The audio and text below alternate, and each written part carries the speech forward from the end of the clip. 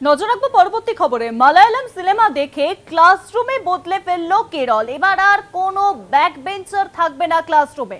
ছাত্রছাত্রীদের বসার বেঞ্চগুলিকে সাজানো হচ্ছে অর্ধবৃত্তাকারে। তাহলে কি ব্যাক বেঞ্চের দিন এবার শেষ হতে চলেছে?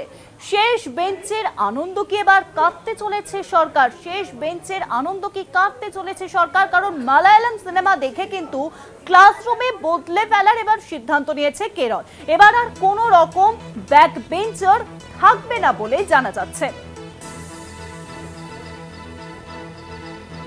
মালায়ালাম সিনেমা দেখেই কিন্তু এই সিদ্ধান্ত এবার কেরল সরকারের।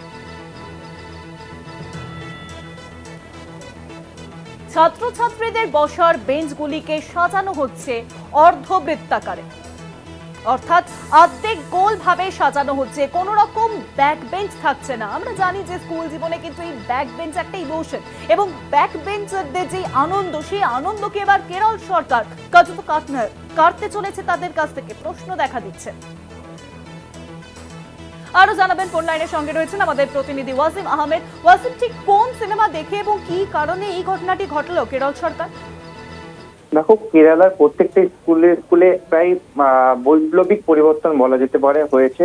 এটা যে ব্যাক বেঞ্চার কথাটা আমাদের মধ্যে যত না পড়াশোনায় খারাপ, পড়াশোনা করতে পারে না এরকমের থেকে ব্যাক বেঞ্চার কথাটা মজার আকারে সবাই আমরা গ্রহণ করে থাকি। আমরা প্রত্যেকে স্টুডেন্ট ছিলাম এবং ব্যাক বেঞ্চার নিজেদেরকে বলতে ভালোবাসতাম এই কারণে, কারণ ব্যাক বেঞ্চে বসে যে মজাটা করা যায় ক্লাসরুম চলাকালীন শিক্ষকদের নজরের বাইরে বেরিয়ে যে মজাগুলো আমরা করতাম, সেইগুলোকে একটা কেড়ে নিতে চাইছে সরকার, এটা বলা যেতেই পারে।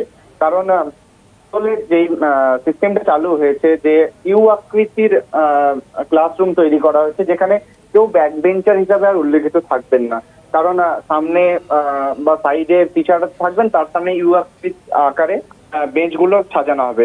এবং যেটা জানা যাচ্ছে যে কেরালার মালায়ালাম মুভি বিশেষ বিশ্বনাথ পরিচালিত থানার্থী শ্রীকুর্তান, এই ফিল্মে কিন্তু প্রথমবার এই ব্যবস্থা দেখানো হয়েছিল 2024 সালে 22শে নভেম্বর প্রেক্ষাগৃহে এই সিনেমাটা মুক্তি পেয়েছে, যেখানে দেখানো হয়েছিল যে ছাত্রছাত্রীদেরকে শিক্ষকদের নজরে আনতে কঠোরভাবে রাখতে এই ইউ আকৃতির ক্লাসরুম সিস্টেম।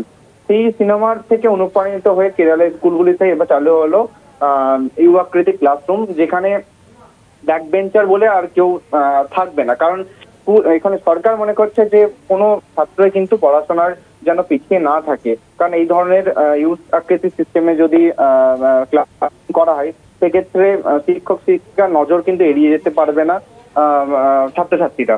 তাই একদিকে যেমন এটা সরকার মনে করতে ভালো, অন্য দিক দিয়ে কিন্তু ব্যাক বেঞ্চার প্রথা যেটা যে শিক্ষকদের ফাঁকি মেরে আমি একটু মজা করব, একটু পেছনের বেঞ্চে বসে একটু অন্যরকম আলোচনা করব, সেগুলো কিন্তু করা যাবে না। অর্থাৎ আমাদের সেই ছোটবেলাকার যে স্মৃতি, ব্যাক বেঞ্চার স্মৃতি, সেটা আস্তে আস্তে কিন্তু কেড়ে নিতে চাইছে সরকার।